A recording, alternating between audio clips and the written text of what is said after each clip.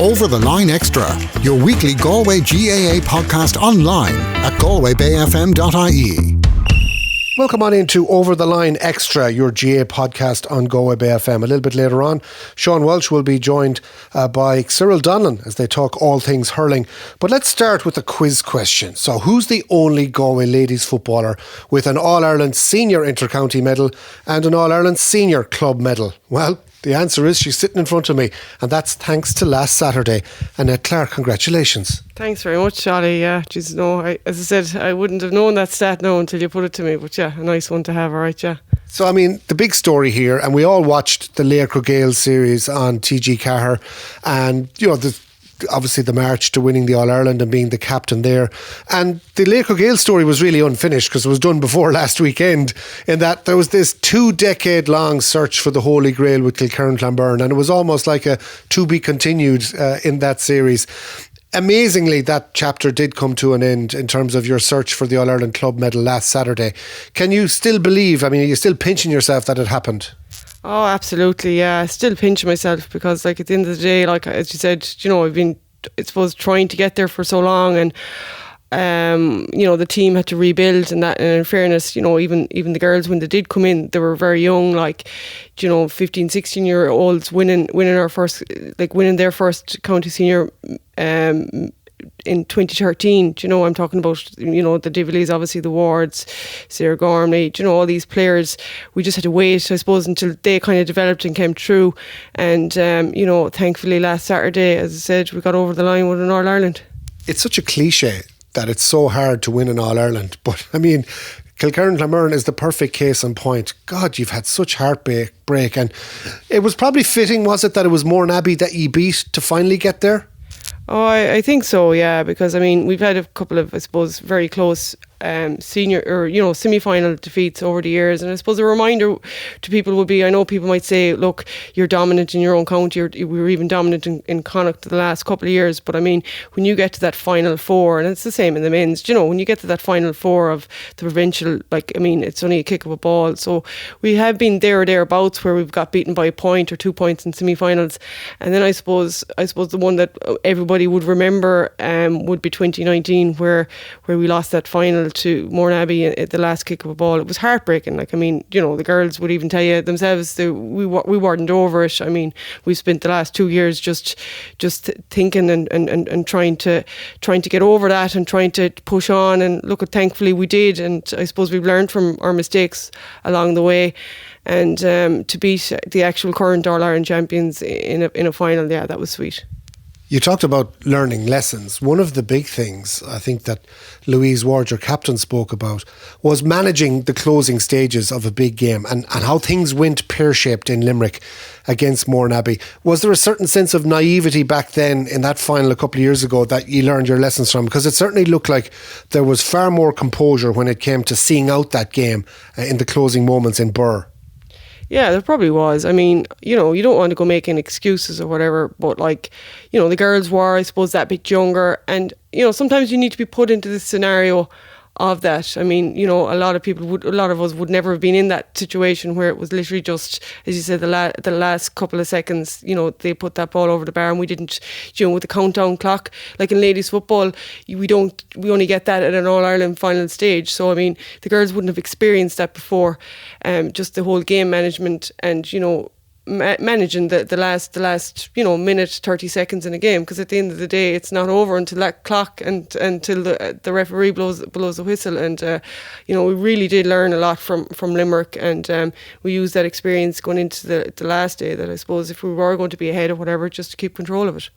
Let's talk about those closing minutes then, because Willie Ward said as well that, you know, you had definitely looked in the training ground at the scenario whereby you're chasing a game, where you're level, where you're ahead, and how you manage those closing minutes. So is there a point where you are physically looking at the clock? I mean, is there a point where you realise, okay, it's 60 seconds, now it's time to get into plan A, B or C, or does it happen before then? Because from my recollection of the game, it was well over 3 minutes out that Kilkerrin Clonberne got the ball and pretty much held possession to the end.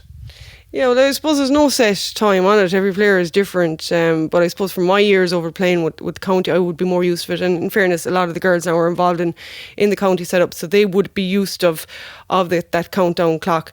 So it's just to be aware that it's there. It's not that you're looking at it all of the time, but, look at the referee will tell you as well, like, maybe when you win a free or the opposition win a free, like if you ask them how long is left, they will tell you. So like even in a game where you don't have a countdown clock. So it's just the awareness, to have that awareness of maybe how long is left, and being aware of maybe what position you're in, whether you're a point up or 3 points up or 2 points down, and I think the girls have enough trust in each other to be able to make those sensible decisions. What was a bit frustrating was the fact that there was only 4 seconds left in the first half when Mourneabbey got that penalty, and we were kind of saying, looking at the match either live or on the screen, why didn't somebody pull her down 30 yards out, and big deal if it's a free, that type of thing. The penalty itself was probably outside the box but was given. I mean, it must have been a different scenario in the dressing room when they'd got back to within 2 points, when it looked like he'd played all the football in that first half, compared to maybe if he should have been 5 or 6 up going in at half time. That's it. And look, that's a very valid point. And look, for you looking in, even for me looking in, because I was on the bench at that stage, and I did make a similar comment, to one or two of the girls, like, why couldn't we have controlled it a bit better?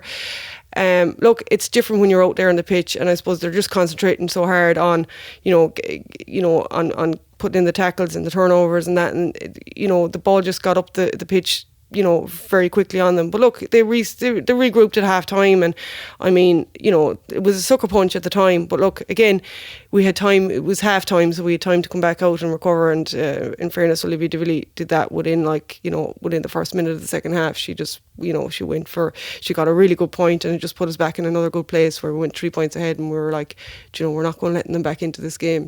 That was the statement for me anyway. You've had to adapt in recent years, Annette, obviously, from being, the captain and the leader and the starting midfielder to, I suppose, a role in the last year or two in particular where, you're coming on for the second half, or you're coming on the last 20 minutes. So, I mean, I'm sure you were always going to come on at some point in this All-Ireland final, but getting onto that pitch then and the full-time whistle going and actually winning your All-Ireland medal on the field of play, was that extra special for you rather than being, we'll say, a sub down at number 30 and at the tail end of your career where people would say, you just hung on to get the medal as such, but you actually contributed on the field?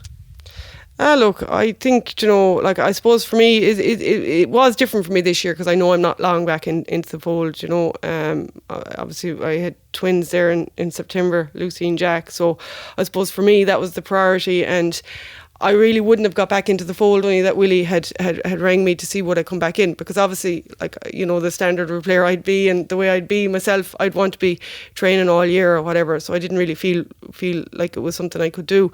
But thankfully, the management and the players gave me that opportunity to get back involved, and as I said to him at the time, if I can contribute anything I will, and obviously, I mean, if they didn't bring me on the last day as well, that was all fine, because at the end of the day there's 34 players there, and whether you're starting or not starting, everyone has some contribution to make.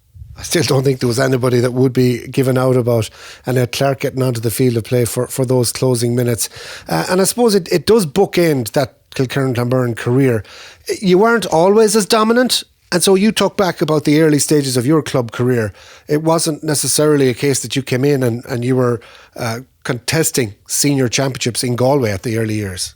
No, and I think that's why in some ways it's probably helped, even to keep, the girls, in fairness, they're so well grounded and they appreciate everything that we do achieve and we do win. But I think we know ourselves that there has been hard years there. We were a senior club in the mid 90s, and in the early 2000s we went right back down to a junior grade because I suppose just that team had come to an end and we didn't have the underage structure in place. So it did take a whole rebuilding process and bit of patience, and we got there, and I think the big thing about it is that we weren't handed anything, that we had to work hard for it, and to win a junior county title in 2009 here in Galway, and then to win the intermediate in 2012 and to go up to senior and win it our first year up there. in 2013 and to hold on to it ever since. I think it just shows a huge testament to the girls and the management teams that have been involved, that, you know, that we're willing, you know, to keep coming back and be hungry for more. It's 2004. It seems like only yesterday, because I remember the homecoming. Health and safety went out the window at that time when we won the All-Ireland Inter-County, and there was that extraordinary journey around all of the parishes of Galway. In particular, we finished up back in Ballygar, where St Brendan's were one of the leading clubs at the time. But those memories where we went round all of Kilkerrin, Clonberne, Glenamaddy, the surrounding parishes there, they must have come flooding back for you when you saw it at club level last weekend, when you got back from Birr late on Saturday evening, and then you continued the journey on Sunday night with the homecoming as well. And I know you've obviously family to come back to here in Galway as well, so you might have been more limited in terms of the celebrations than others. But isn't it incredible that there's, you know, almost 18 years between two sets of celebrations for you? Yeah, exactly. And, you know, even the local parishes, even besides our own Kilkerrin, Clonberne, like I must mention, like, you know, Mockbellew, Glenamaddy, these all rode in, and there was, you know, there was fires and there was people out in these parishes, and they're like, you know, you'd say they're local rival parishes, but to be able to celebrate this, not only for Kilkerrin, Clonberne, but I think it's a huge thing for Galway, and hopefully it will be a development process again. But yeah, like, I mean, just, you know, even just the supporters there on the day, like, it wasn't just our own Kilkerrin, Clonberne people that were coming out congratulating you. As I said, there was people from every, you know, from other clubs, you know, there, as you said, you mentioned Emer Flaherty, you know, one of the first ones over to me, you know, PJ Fahey, obviously our manager that time in 2004, he was over to me as soon as he could, and it brings the memories flooding back. And I just think it's a great thing, not alone for our own club, but I think it's a great thing for Galway ladies football in general. And you got such a great reception then on Sunday when you were brought in to be introduced at the start of the men's National League game between Galway and Meath. That was a nice touch as well. I know the day was brutal, but it must have been nice for all the girls to get that sort of accolade as well. Yeah, absolutely. It was a lovely touch. I was saying to Kieran here, my husband, like, you know, that things have really just moved on to think, and it's great that, you know, as I said, that we were going in, we were special guests at a men's inter-county game in Pearse Stadium, and yeah, it was a nice gesture, and I must thank Paul Bellew for the invitation in relation to that. Yeah, there's no doubt that ladies football is on the up, and you saw, I suppose, the excitement that Meath generated from winning the inter-county. So I suppose that's the next question now is, you know, at some point in the next week or so, the Kilkerrin Clonberne girls, and there'll be a few of them I'm sure, going back involved with Galway. And yet it's been such a difficult week for Galway with Jerry Fahey stepping down as manager, and I know yourself and Kieran were getting involved as well in terms of the ladies football side of things. You know, is there going to be a little bit of time there before Galway can realistically get back on track ahead of the championship, because the National League is just a little over a week away? Yeah, look, it's not a good scenario to be in at all. You know, it's disappointing really when I heard it there just literally before the weekend. It's going to be, you know, it's going to take somebody to come in, you know, and to try and regroup the players that are there. And obviously our girls haven't been back in yet, so I suppose I don't really know the ins and outs of what went on. But look, hopefully, as I said, the talent is there. There's great underage teams within Galway. I was involved with some of them myself. So, you know, the players are there. So it's a matter of just getting them to regroup and try and get things back together. Obviously, league is coming very quickly, but if we can get a system put in place and maybe to have a team ready for the championship. Well, you mentioned Kilkerrin Clonberne coming up in 2012 and going straight from intermediate to winning senior. And I'm straight away thinking of what Meath did, straight up from winning intermediate to winning senior. Like, it's not that big a gap to bridge if you think of it. I mean, Dublin looked untouchable and yet they were brought down to earth by Meath. Do you think it would take much for Galway to get organised and start getting back up there? Because it seems to me that at every other level in ladies football, Galway are seriously competitive and in with a chance of winning an All-Ireland every year. It shouldn't really, Ollie, to be honest, because as you said, like, and I mean, we know that the talent is there. I mean, there's fantastic players. Not as I said, I know our own club, you know, have strong players, but like there's strong players, club players from all around the county. You know, like from other clubs like Mike Cullen, you know, Clare Galway, Dunmore, McHale's, you know, they're Tuam Cartoon. They're just a few clubs, and you know, there's players there, and you know, I mean, it's just a matter of regrouping and trying to get a good structure put in place and get a good panel of players there together. And, you know, hopefully, as I said, they might take something from maybe what Meath have done or maybe what we might have done at club level and try and push on. What's the key then? I mean, we saw the Camogie board in Galway recently announcing a massive sponsorship deal for the next number of years as well. Money mightn't be everything, but I suppose from your own perspective, Annette, playing ladies football in the early noughties compared to now, are you treated better? I mean, is preparation more, carefully looked at? Diet, nutrition, all of that sort of thing, I'm sure has come on. But, how much better is it now as a ladies footballer than it was maybe 15, 20 years ago? Oh, it's a lot better. I mean, the everything is there. The opportunity is there. Even the scholarships. Like when I was started out, the scholarships weren't even, they weren't available to the likes of me. So, I mean, as I said, I was involved with the setup there last year, and I did see a massive change. You have all this, the strength and conditioning, the nutritionist, the psychologist. We wouldn't have had that back in the noughties. You literally had your manager and your two selectors, and maybe you might get different people in during the year, maybe for talks or that. But other than that, really, it was just. And the game has progressed too, so you need a lot more people involved. But Galway do have, in fairness, the Galway Ladies Board are supportive, and the management teams over there the last number of years have been very professional about their approach. So they do have those structures in place, but I just think that they need to just push on even more and have a look at maybe what Meath or Dublin or that have done and try and learn from it. I suppose the big question always, every year, we saw it last year when Timmy Rabbit had to step away after the shambles of the All-Ireland semi-final fixture and it being moved. I mean, the ladies always seems to be chasing venues, no more than the All-Ireland club final was in Burr, again a fine venue, but people were saying, why aren't we in Croke Park? Is there still that sense of second-class citizen in the overall GAA family, or is there light at the end of the tunnel that things might be improving in that light? No, I don't think so. I think things have been improving. Even as I said, for us as a club team, ladies club team, to be invited into Pearse Stadium for the men's National League game on Sunday as special guest, that's progress. You have in Leinster there, you're going to have the Leinster, it's a double header between the ladies and the men's championship final this year in Croke Park, so that's progress. And there has been double headers with the National League over in the last couple of years. I know Galway ladies played in Pearse Stadium as well with the lads at one stage. So there is progress being made. So I myself personally, maybe other people looking in might think we're being treated as second class citizens, but no, I'm not experiencing that at the minute. And even as I said, in our own club, everything is shared 50-50, the facilities and everything with the men's, and we're treated equal, and I think that should be the way it is across the board. Dead right. I suppose the final point is, you mentioned Kieran Collins, your husband, and yourself.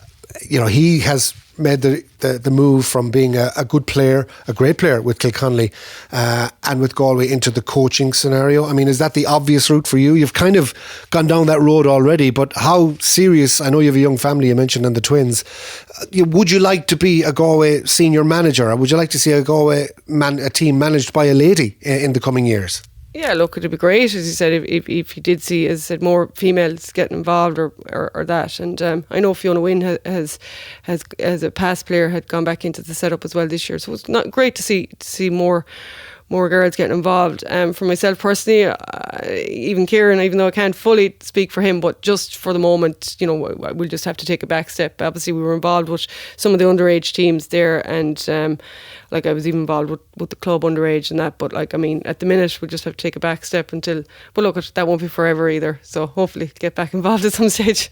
Well, listen, for now, it's just been a brilliant week for you and for everybody in Kilkerrin, Clonberne. Great excitement, and congratulations, Annette. Another All-Ireland medal, but maybe one of the most important ones you've ever won in terms of the Celtic Cross for the club. That's it, yeah. And I'm delighted that I actually got to win it with the group of players that I did, because I know the girls are a lot younger than me, but they're the most grounded group of girls that I've ever come across, and I'm just delighted.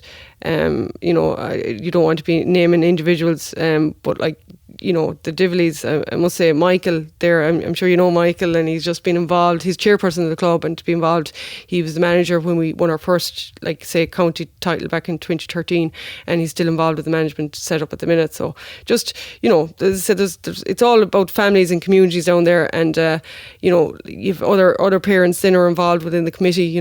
Martina Dunleavy is treasurer, Claire's mum, Linda Noon is secretary, and I mean, if I start naming and leaving people out, I'm going to get into trouble. But it's not just, as I said, it's easy being a player, putting on the boots, going out on the pitch. But I mean, all the people that have helped out in the background, as I said, are like the committee have been just phenomenal. Anything we've asked for, we've got, and our sponsor Colin Daly as well. He's been fantastic. So I just want to thank everybody, I suppose, from the community and from the parish for everything they've done to get this Celtic Cross medal for us. It might not be the last either. Thanks to Annette Clarke, our first guest on Over the Line Extra, our new GA podcast on Galway Bay FM. Coming up next, Cyril Donnellan chatting hurling with Sean Walsh. You're listening to the Over the Line podcast extra. Cyril Donnellan, delighted to welcome you to the show. We're into the week of the commencement of the National League. A lot of hype with the appointment of Henry Shefflin before Christmas. Cyril, we've seen the Walsh Cup. What's in store, do you reckon? And I suppose, Sean, with the January in the rear view mirror, we don't really know what we've seen. We've seen a big hype about her game at Banashlow.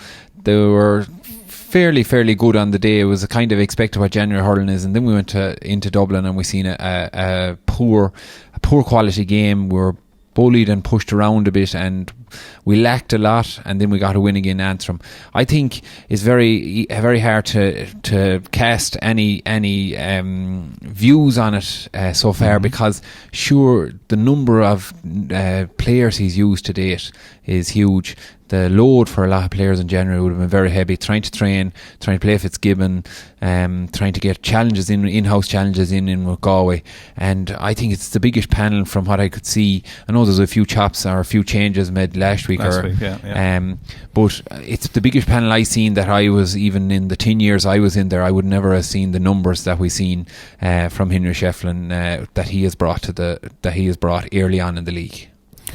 I suppose you were saying that, and also asked you for your own experience, or from your own experience, when are we likely to see his stamp then coming on the team? With what you're saying, we're unlikely to see it, say, next weekend for a start against Offaly, are we? So the two, possibly not. I think the two areas we'll see an idea of what he likes in regards to personnel. Mm-hmm. We won't see that until the Fitzgibbon finishes. That's both GMIT and Inuit predominantly. Mm-hmm. That's where the most numbers are in regards to Galway players, and he'll be mixing and matching, so you won't get an idea. If we just take Brian Concannon, for example, playing both, we won't get an idea. He could be playing bits of games in one camp and playing a lot of games in the other camp.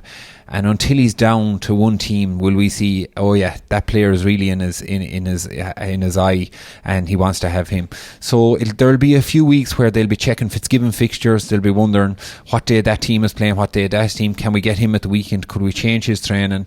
So they're looking at loads and stuff like that. Yeah, they'd be very particular on that, which they should be. That's the way S&C has gone. That's the way Elite Fitness has gone, and we won't have a full settlement on that until the two Galway college teams are in the competition, are out of the competition. And then there's the other guys who would say, if you look at the numbers, say, used in the Walsh Cup, even, I think we were hitting 43 U's, 17 debutants, but even within that, there are guys that are not doing the workload of, say, the college students that they are doing. Yeah, and they're kind of the crowd would have been more familiar with late on in my career. They're the lads that you can't overload them. They would have a good base in regards S&C, but obviously from 28 onwards, they're in an area of their career where you just manage the body a small bit differently than you do with a 21 or 22 year old. So their training will be a small bit different. Their preparation, or their peak, to try and hit their peak fitness in the summer, will be a small bit different, and that's the job of Lucas and the S&C crowd, that measurement is done appropriately. Then you have the St. Thomas's lads returning back into the panel as well. They're after coming off the back of a heavy training regime for a number of weeks in preparation for the All-Ireland semi-final, and we've seen that. They were very, very impressive, worked extremely hard, and they need to be managed in the next few weeks as well and blend it, as the word says, blend it back into the Galway setup. And that's probably why then, as we look back at the Walsh Cup campaign, that the last game against Antrim was actually the game that you saw the Dahi Burks, the two Mannion starting, Joseph Cooney midfield, say Conor Whelan up front, where you'd be thinking that those guys should be starting earlier. But what you're after explaining perfectly is you're managing loads, aren't you? You're managing players and you're managing loads and you're managing bodies. And I think if you had a lot of them starting in a lot of more senior players, not better hurlers, senior players, just more experienced players that started up in Dublin, I'd say Matty Kinney had a look at the team sheets as well and said, here, he remember had 3 additions like it's Walsh Cup, and he snuck 3 lads in late on that would make any inter-county team, and bully Dublin as a result of it. There were 3 experienced players. Donald Burke is looking like one of the best hurlers I've seen in the last few years live. I didn't think that all that highly of him. We watched him last year in Crow Park versus Galway. He was done fine, but I was just very impressed with a lot he done now in Parnell Park. I think he's gone up another gear as well, and I think he's one to watch, possibly for an All-Star before the summer is out. Oh, jeez, we'll have the All-Stars nearly picked already. So I think 15 out of the 22 saw action that day against Galway. They saw action in the championship. Anyway, look, it's Walsh Cup, National League. We're heading into that. I think we're going to be intrigued, not alone personnel-wise, positional-wise, but we'll also want to see, will there be a style or a game that Henry will bring. Yeah, and I don't know Henry Shefflin that well, but I would imagine the most manager he spent time in his entire career was with Brian Cody. Yeah. What we associate Brian Cody with is something similar to what Ferguson was with United. Kind of ruthless, ruled with iron fished. When you were deemed surplus to the requirement, you went out the door as quick as possible. And it'd be interesting to see will he show or demonstrate that mettle within the dressing room or within the camp in regards the cutting of players, in regards of how he does we know things. A few went last week, for instance. No big name as such really. Lads, a variation of reasons for lads. I think he just had to cut that panel. From numbers I hear, we were up around 50 players. I never seen 50 players in a Galway panel ever in my life.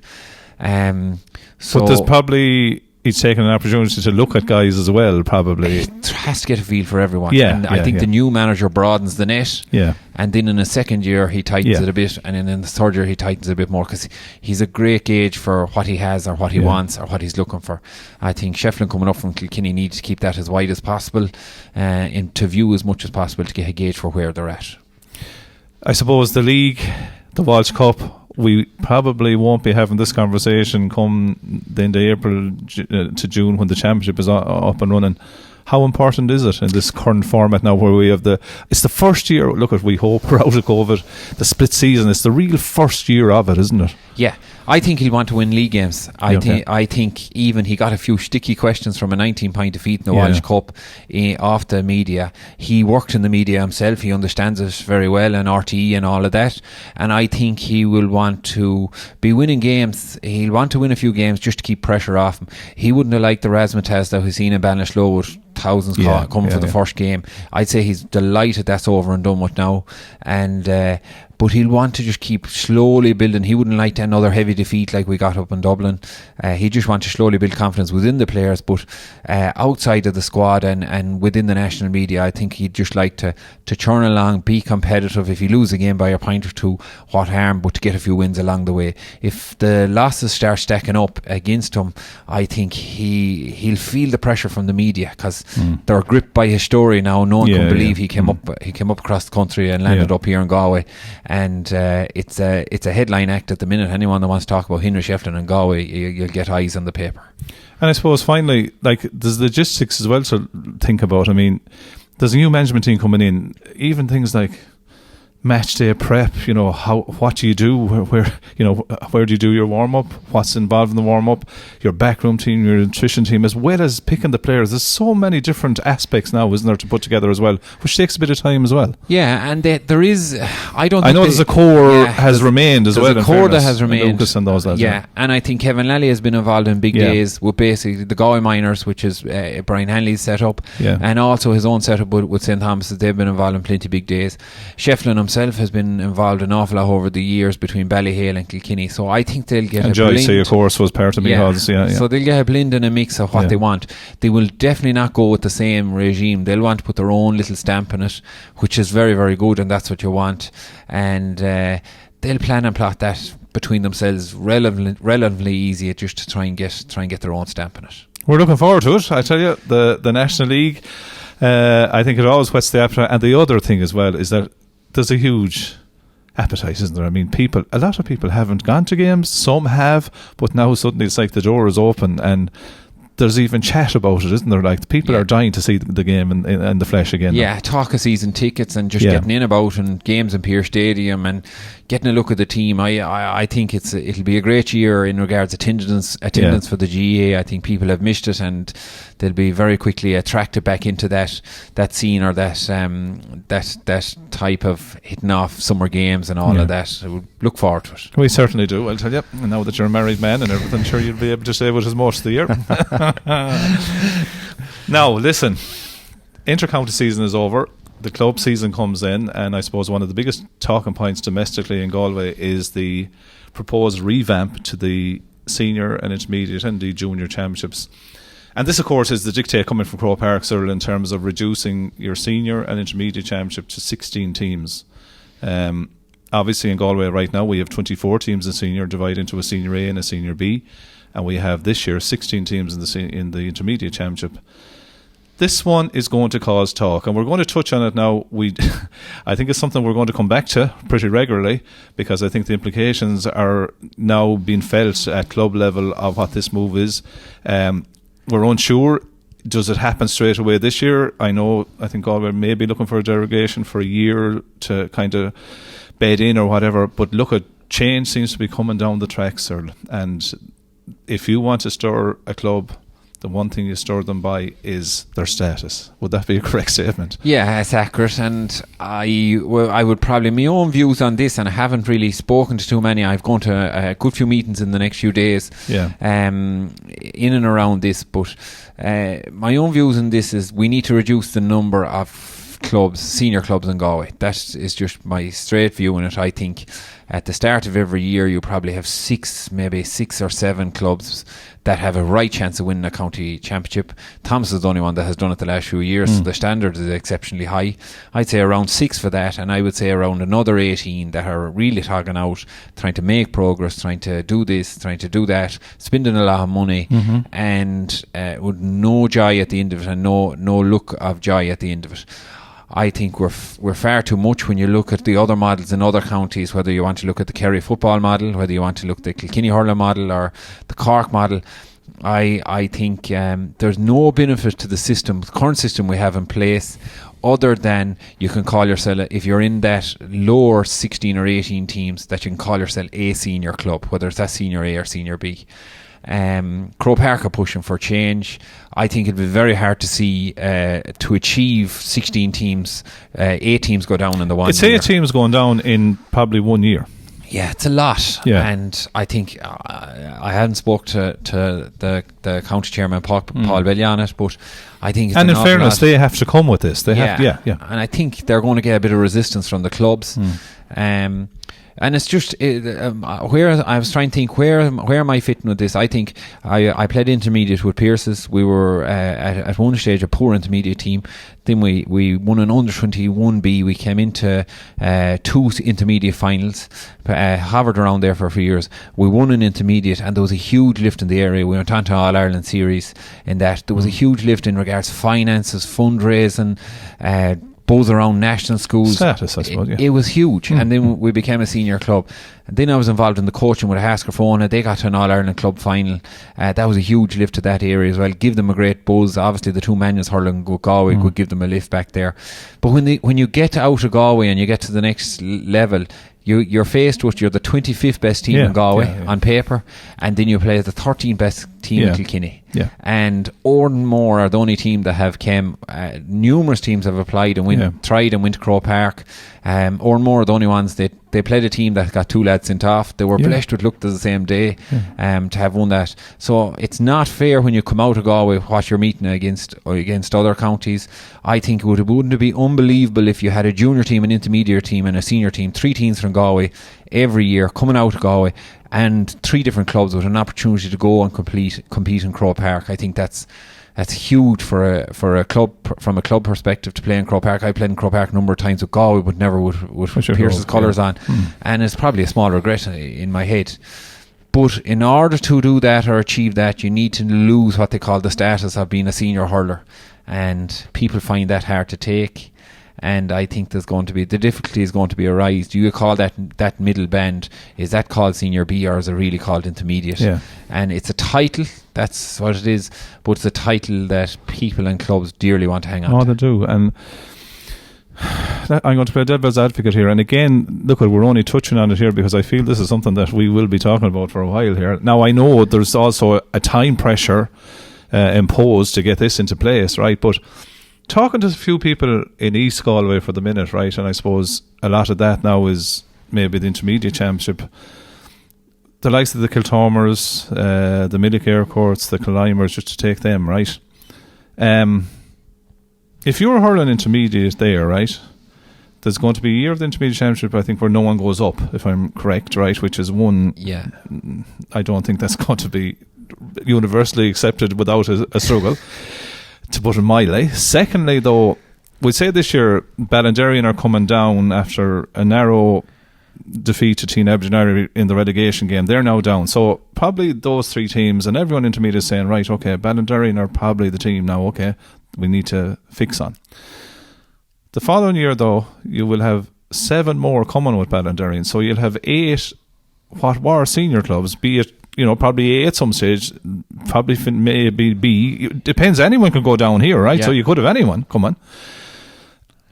I suppose the point they're making is, right, if you're in those clubs, where's the incentive gone in terms of, is the GAA about promoting the game, or is it about developing competition that sees the fittest survive? Now, I know this is intertwined in those areas, in the eastern area of the county, with a serious depopulation issue as well, where you were seeing amalgamations there, right?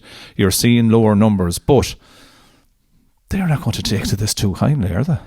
Now, when I'm only using them, now this is factual in terms of talking to a few guys involved there. Yeah, there's been talks all over the county in the last number of weeks, I think. Bannislone and Captagal are supposed to have conversations. Pádraig Pearson and Haskell had conversations. Yeah. I think Teen Aberdeen and Tommy Larkins possibly had conversations. There's numerous, and then we had seen it in the likes of Baha and Kilbacon and all of that. So there's a need for, in the rural areas, there's a huge need to look and see what we need to do. Reform is needed, change is definitely needed within the structure of Galway GAA, no doubt about in thing. But it's what way to put the best foot forward. The clubs will look at themselves in regards, they want to put the best what they are for them, and will look in a how would I say it, in a self-centered way, which is their right as well. Completely. Yeah. And I think there'll be short-term games and long-term games in both. Like we see just the talks of divisional system in Kerry and Cork. Is that a solution? Is that a solution, that you play junior intermediate with your own club? So if you only have 16 teams or less, let's say senior teams, and then you have divisional sides where, let's say, if a Pádraig Pearson or a junior or intermediate team, that they can go and join up in a divisional side and into the county championship playing that. Yeah. But at the highest possible level, level. So if I was still hurling, I can play junior intermediate with my own base club, and then I can go play a divisional side. But the calendar doesn't allow that, especially in Galway as well. It's very, very difficult to play what we want to play within the times. And I just think it's an area for discussion. It's an area to look at. I don't have the right or wrong. I haven't put a whole lot of thought into it. I haven't bounced. Yeah, and we're just hopping it here and we exactly we keep reiterating we haven't thought it all out at all. But it's certainly worthy putting out there for debate. No, and look at I'm a member in the Raheen Moods. I'd say I'd be ran out of the sauna by other clubs if to say that we should all the MA team should go down no matter what. Yeah. I think the discussion should be there with that. We try and have a conversation around to see what best benefits the clubs. 24 senior teams in County Galway is not beneficial in my eyes. No possible way is there a chance for 24 teams to win that cup. Do you call that next thing a Senior B competition, which put yourself at a disadvantage anytime you get out of Galway? Or do you is the Senior B a potential standalone competition, all of this? Yeah, well that should be a directive of Croke Park then. You call that Senior B. Yeah.